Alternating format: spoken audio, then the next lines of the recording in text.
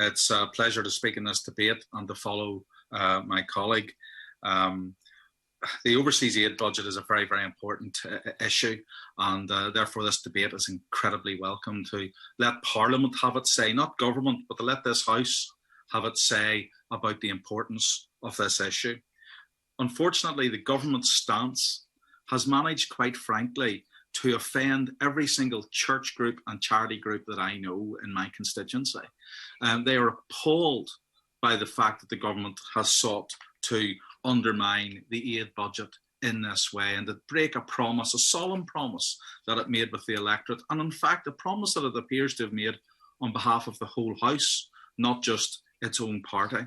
The impact on UK charities, on the work that they do, has been impacted unfairly by this, and I think that the government needs to look at that in particular. When charities go out there, make their stand, lobby, say that they're going to achieve things, their credibility goes on the line, and then their credibility is snatched away from them, not by something they do, but by something that the government has actually done.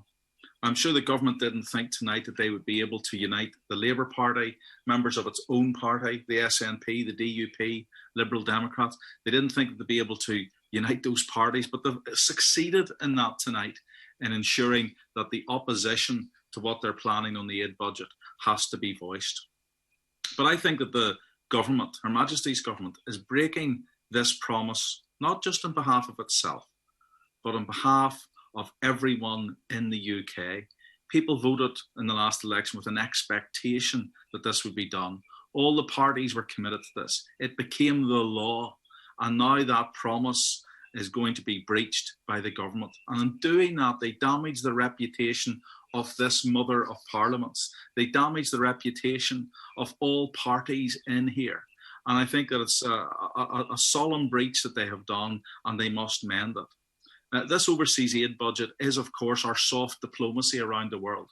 We've heard many of the calls about that, how other countries engage in much harsher and harder diplomacy, currency-led diplomacy.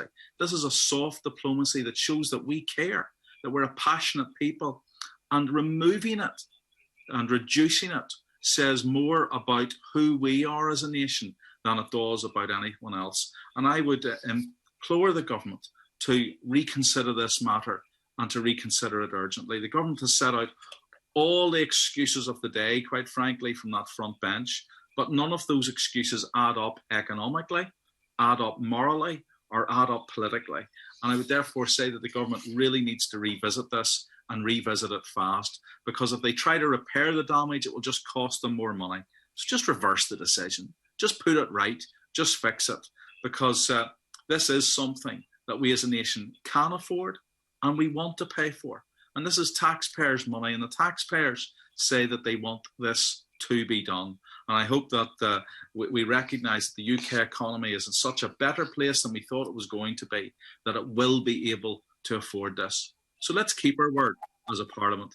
Let's keep our word as a nation. And I implore the government to keep its word and to deliver on this promise.